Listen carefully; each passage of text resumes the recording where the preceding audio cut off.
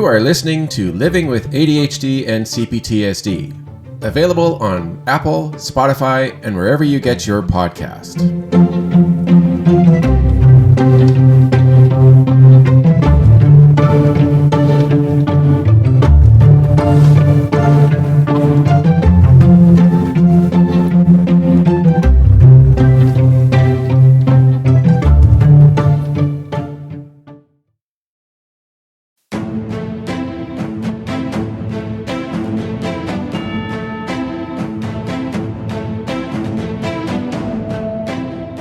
Hello, everybody, and welcome to another episode of Living with ADHD and CPTSD. Today, ADHD episode is going to be something that is very near and dear to me, and I am going to talk about how when I'm having issues with emotional regulation, and I'm also dealing with learning how to regulate my emotions, it affects other things.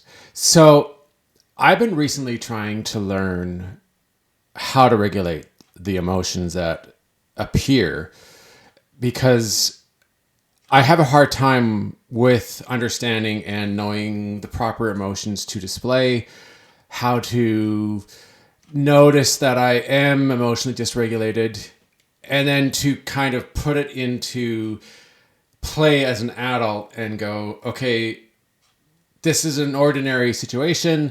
There are no problems, or I'm not in danger, or I can handle this. It's really interesting because what happens is that it tends to mix a lot of times with another thing that I talk about, of course, which is complex trauma. It's amazing how they mesh together a lot of the time when it comes to emotional regulation. Now, the thing is, though, is that whether or not the emotional regulation is coming from the trauma or is coming from the ADHD is a very difficult thing to understand and to be able to tell. Like, sitting there when you're feeling emotionally dysregulated and you kind of feel out of control, you don't know how to express your feelings in any situation that is occurring to you, whether it's natural or artificial. It's extremely frustrating, and it can make you feel like you're not part of any kind of a group. Like it's like you're alone. Like there's nobody out there that can truly understand how you feel. And it's kind of ironic when I say how you feel, because we're really trying to, in the moment when something is happening, whether it's forgetting to, we can't remember to bring something with us when we're going out to an important event, or we're going to work and we forget our keys or our cell phone because we don't have a good sense of time. And our poor executive functioning skills, they all kind of mesh in and kind of, they hurt each other at the same time, because you're trying. Okay, the first thing is because we're so poor at executive function, we don't realize that we have to be ready and out the door. Like, let's say we're going to a special event like a wedding. And the wedding is at 2:30 in the afternoon, and we're sitting around the house, and it's 12, so it's noon. So we have 2.5 hours to go.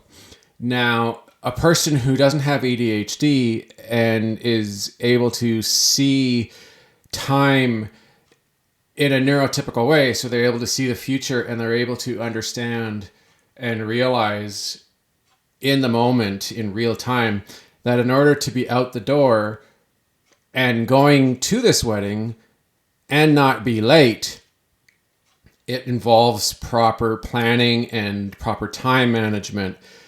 And because of the fact that we have such a poor ability to regulate and manage our time, our executive functioning skills are so poor that we don't know, without being told, or reminded numerous times by our partner or whoever happens to be, watching over us as we're getting ready and we're preparing.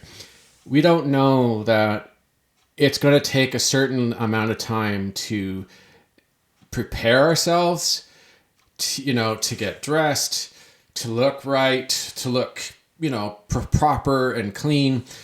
And then to know that the route that we're going to take to go to the wedding can take 20, 30 minutes to get there and be early.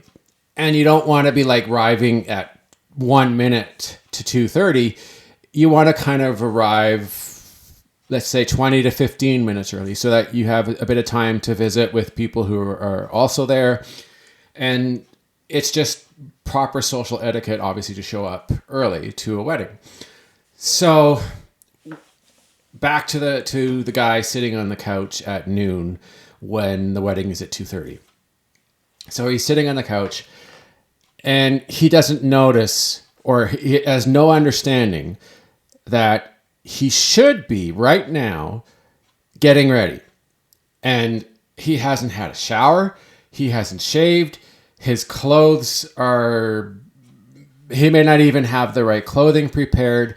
So for all he knows, and the sad part is he doesn't notice these kind of things in that moment that he's sitting on the couch, that he could potentially be running like a crazy man with his head off, running late and emotionally dysregulated because he's panicking, he's rushing, he's getting angry, he's bumping into things. Maybe he breaks something, maybe he cuts himself shaving, or he forgets a tie, or he can't find his sock because he's running around and he's not able to calm himself and to think, right? Like, you have to be able to think in the moment that you're working on this thing, like getting ready.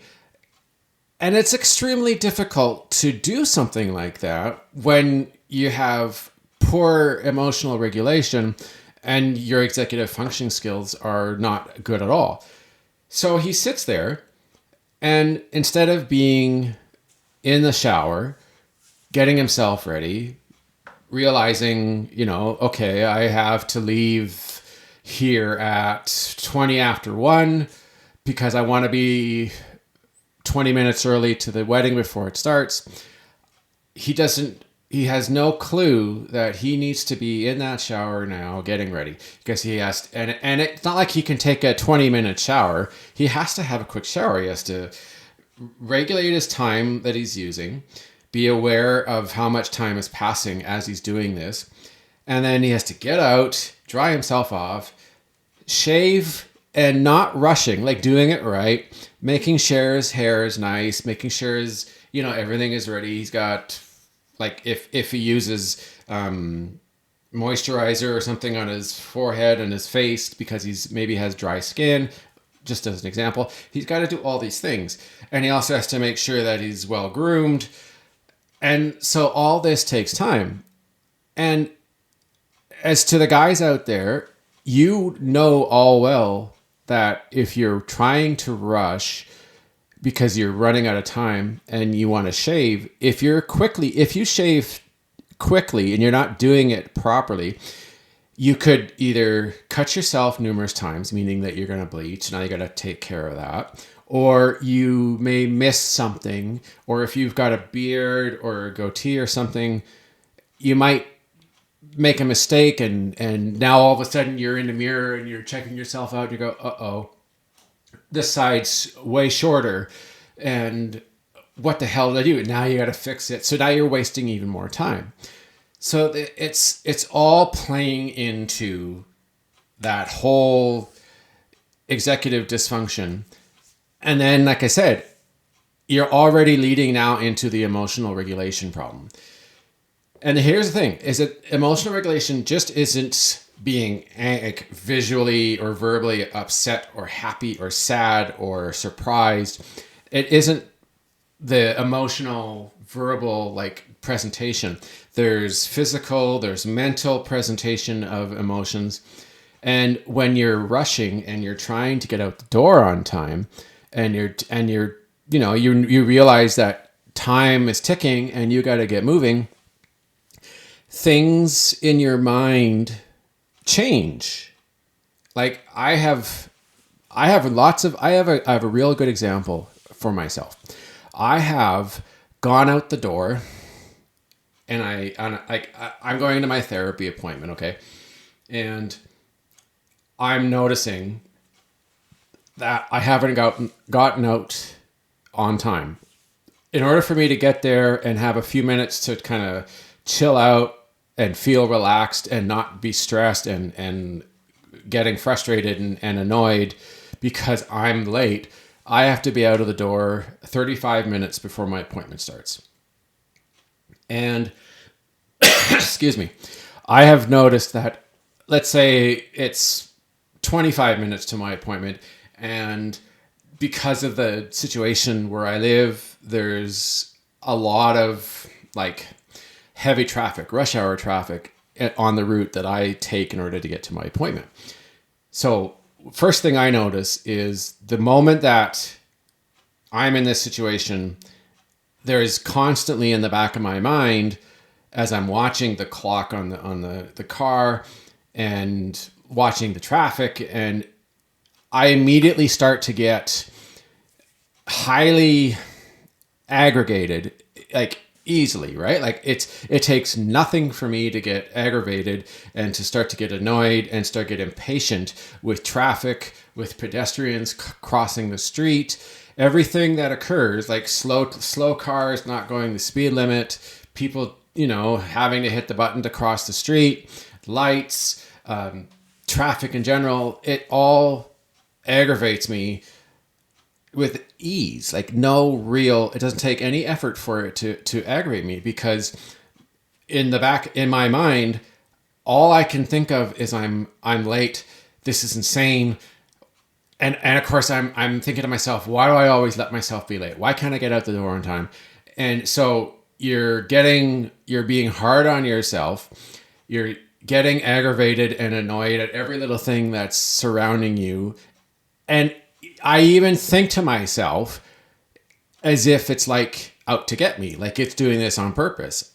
I have out loud in the car said, it always seems like whenever I'm late, everything slows down and backs up. Like it's Murphy's Law playing against me, because when I am leaving on time, none of it bothers me. Like the traffic doesn't bother me. People driving around, going slow, the pedestrians crossing, and so on. It's that whole different feeling in my brain. The chemical reactions are so completely different. So you're sitting there and you feel good. You feel relaxed and you're calm and you feel confident about the situation, because in that situation, in your mind, you are constantly thinking, yeah, I'm on time. I did good. I got out the door. And you look at the clock and you know where you are compared to like previous trips, and you're reaffirming yourself, yeah, I'm on time. I'm gonna get there with 5 minutes to spare. No big deal. This is awesome. And so there's no anger, there's no tension, there's no stress, like everything is calmer. It's like you're going, instead of being at a level 9 of stress and aggravation and annoyance, you're at like 0 or at the very most a number 2.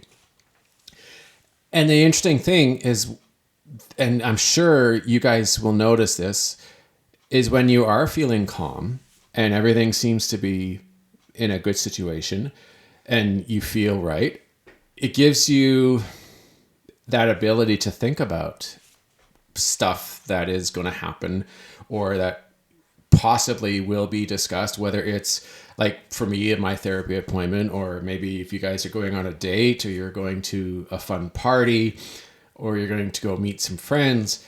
Instead of worrying and stressing about being late and the traffic and getting annoyed at everything, you actually have time now to reflect and think about possible scenarios, the good things that are going to come, the fun that you're going to have, and it makes you excited. And the neat, the benefit of this is being someone with ADHD, you get a bit of a dopamine rush from that good feeling, because instead of that angry feeling, it's that happy, excited feeling that you get, like that tingling. You're excited and you're feeling joy and you're feeling like anticipating all the fun and the activities that you're going to do, and that's all you need. That's all you want to think about, because that idea that I'm going to be late and my friends are going to be upset at me and they're going to harp on me and bug me. Why are you late? Oh, you're always late. Can't you ever be on time? Blah, blah, blah. None of that is happening. And that's the thing, is it takes such a small, minute amount of things to go wrong, or something to be thrown off your course, especially if you have a routine that keeps you keeps you on time and keeps you going in the right direction day after day. Your brain is not capable of keeping yourself regulated, focused, keeping that chemical balance so that your brain can, in the moment, it has the ability to think and to reason and have logical explanations, like all the different things that are required in order for you to be able to stay focused, have things go in the right order, on time, in the right way, done properly, and not rushing, not making mistakes. It is good emotional regulation. It kind of does play in with the other things, like the executive functioning plays into that. But if you have, here's the thing, very few people are going to have poor emotional regulation if they have good or great executive function ability. It's kind of like being able to run but not walk, right? Like, very few people can run and not be able to walk. That would be really frustrating. Can you imagine that every time you want to move somewhere and go someplace, you have to run, because the moment you stop and you try to walk, you fall down, or you fumble, or you're not able to move? That would be extremely frustrating. So if you've got excellent executive functioning skills, there's a really, really good chance that you're going to have really excellent emotional regulation ability as well. So they kind of fit together. One goes into the other one. So your poor executive functioning skills create the numerous times where suddenly you realize that something is wrong, whether it's anything, a wedding, going to work, going on a date, making dinner on time, going to meet your family at the airport, blah, hundreds of different examples. If you have good emotional regulation skills, and you can keep calm and stay cool under pressure, you're going to be able to have that ability to notice all the things that are going on. And then, it's an easier thing to handle, because the second that you have all that dysregulation, and you panic and you're frustrated and you're losing your temper and you're running around and you can't keep your focus straight, and you're constantly trying to do 5 different things at once, you're toast. You can't. It's extremely hard to recover, because imagine your partner telling you, okay, calm down, stop, relax, sit for a few minutes, take a few breaths. Let's try to not think about it. You know how you do know how difficult that is, to just stop in the moment right then and there and go, okay, we're good. Let's relax. Let's focus. Let's arrange. Let's figure out what we're doing. It's not easy. We know that. So someone trying to tell you, stop, calm down, have a seat, focus, ground, is like someone trying to say, you're not doing it right. You're trying your hardest and you're failing and you're making the same mistake over. And then there's someone on the outside who's trying to tell you you're not doing what you're trying to do properly and you're screwing up. That's like piling on, right? So it's like the ceiling and the walls are falling in on you and you just don't have any ability to get out, and it's all going to come crashing down. And you're not, that's a figurative thing. So it's not like you're going to get hurt, but it has that same kind of feeling. You're just not able to stop yourself, calm yourself down, and regroup. You just go, right? Like I'm thinking about all the different times that I've had that, where I'm watching the clock and I realize I've got 10 minutes to get out the door, because that's when I know the leaving time. That's when I'm going to be able to get there early so that I'm not looking like the late idiot who always shows up late and makes a scene and always, and everybody goes, oh God, he's late again. Nobody really wants that, right? I can't see anybody who wants that unless they're a narcissist, which even then a narcissist isn't gonna, that's the one thing they don't want, is to be late. But still, I've had that 10-minute time frame and I'm trying to get dressed. I feel like I can't find the right shirt. I can't make a decision. I'm being indecisive. I'm making sure I've got the right colored socks. I've got my pants. I got to make sure that they're not wrinkled. I got to make sure that the shirt fits. I got to make sure the tie is done up right.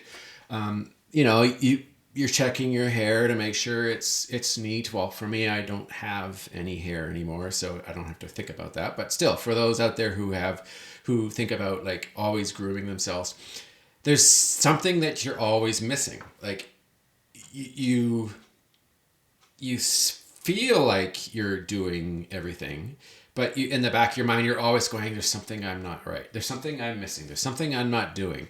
What is it? What is it? And of course, you can't figure it out because your brain is running so crazy and it's trying to think of all these different things to do all these different activities all at the same time. The last thing that your brain wants to do is try to figure out what you're missing. It's just having a hard enough time getting yourself out the door on time. Never mind sitting there and going, okay, what am I forgetting here? What do I need to make sure I bring? And of course, the moment you're out the door and you're 5 minutes down the road, that's when, of course, you remember and go, oh, son of a bitch, I forgot the gift, right? You didn't think to bring the gift because it's sitting under the bed. It hasn't been wrapped because, of course, you're not thinking about it. You've had weeks to get it ready and you always keep putting it off. So, of course, there's another thing all piling on you, right? So your emotions are running wild. You're not able to think straight. You can't remember if there's something that you've forgotten. You're likely going to forget to do something in grooming, whether it's making sure your hair's properly combed, your teeth is brushed, that you're properly shaved and you're not bleeding somewhere, that maybe your glasses, if you wear glasses, maybe your glasses have been cleaned. Maybe there's a spot on your tie that you didn't notice, from the last time you wore it and you spilled something on it and you forgot to get it clean. So now you either don't even notice that there's a spot on the tie and you wear it to the wedding, or you do notice it and you're going, oh my God, now I've got to go find another tie. And you're thinking to yourself, I'm going to be late. This is insane. So now you're getting more aggravated and your emotions are running higher and you feel like you're just going to lose it. You don't necessarily lose it, but it's so close. You're sitting there and you're going, one more thing goes wrong, I'm going to blow my top, or I'm going to lash out or throw something and it's going to break or it's going to bounce. And there's a good chance it's going to bounce and hit you because, Murphy's Law, you get angry and you try to throw something in anger and you're going to hurt yourself in some way. So all from multiple angles are all coming down on you. And they're all making things just worse and worse. You can't regulate that emotion. And now on top of it, okay, so you're running late. You get in your car. You turn on your car. And you don't really think about in the moment, all right, do I have everything?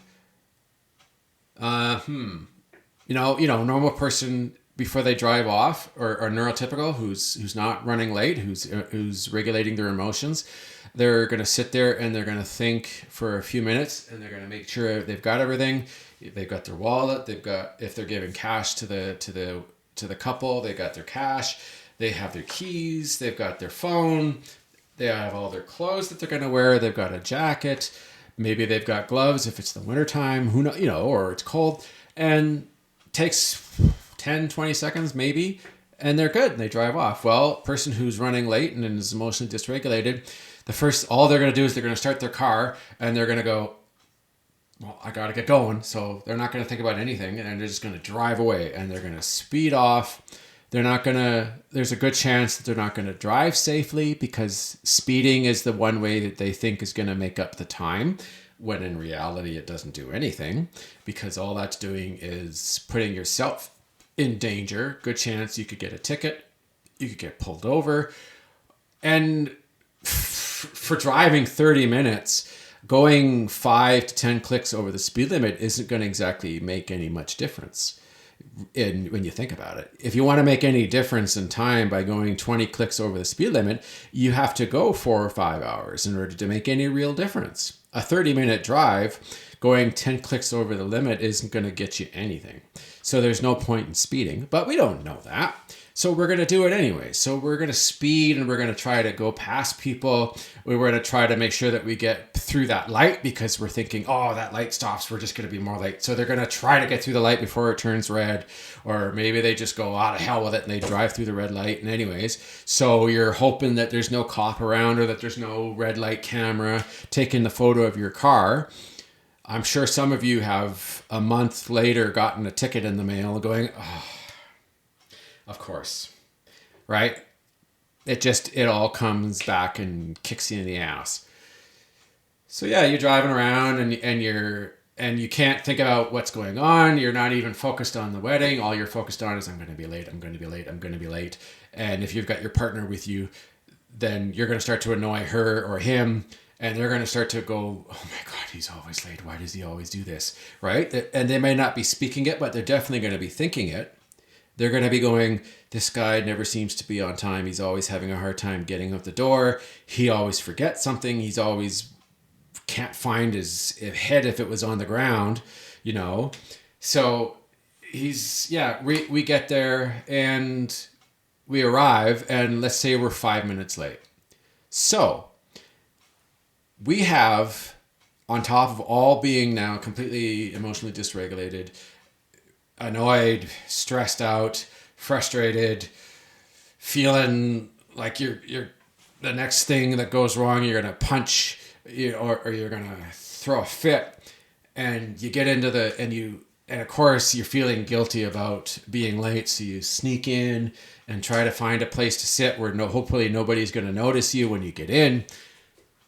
And on top of all of this, everything that's happened now, you sit there and it takes a half an hour for you to calm down and to stop thinking about the last 2 hours, because it obsesses in your mind, because all you can think of is, why is this always happening?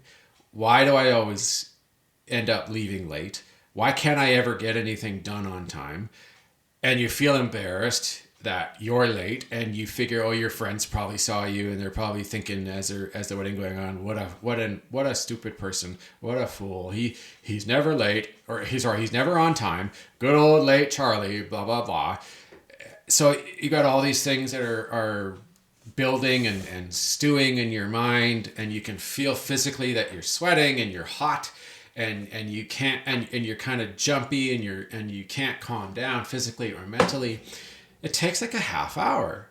It might even take more depending on the situation. Maybe somebody saw you and made a cracked a joke as you were coming in, right? About you being late. So a lot of it can either make it worse or it may improve it, but it's never going to be where you get in and you're calm.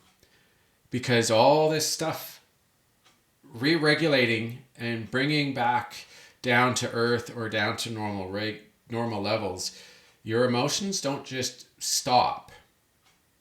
Why do you think when someone gets angry and they have a fit, or they get abusive, or they're being violent, they don't just stop? It's not like they just suddenly go, oh, what's going on? What happened? Right? It doesn't just shut off. It's not like a switch. It's imagine a very shallow hill, and you're going down the hill, and it takes time for things to come back down. It takes time for the emotions to come down. It takes time for everything to equal out. It's not an easy thing to take care of. So the bottom line, okay, guys and girls, is you have to you got to figure out how to change that emotional regulating issue. I'm not saying it's a sure fix, but there is evidence from examples and my own personal examples that you can improve your ability to regulate your emotions. It just takes work, and it takes practice, and you have to learn how to be more present and in the moment. And you have to use adaptations, like timers, like figure out ways to prepare ahead of time. Like if you're going to something that's important and you really, really want to be on time, plan ahead. Put all your clothes out or in a bag on time. Make sure everything's ready to go. Don't leave it for the last minute. Talk to somebody, have them help you figure out time frame. As long as you can like learn from example and from repetition, then you should be able to, have a better time with it. It's not easy, but it can be done. Now, for those who struggle a great deal with emotional regulation, I understand, and I completely get your frustration, and I get that it can cause you to be angry, but it has potential to be dangerous. It's not a good thing because it's a lot of stress, and it's not healthy because eventually it's going to catch up to you. Like if you've heard about about cortisol, cortisol happens from stress and from negativity and anger and anxiety.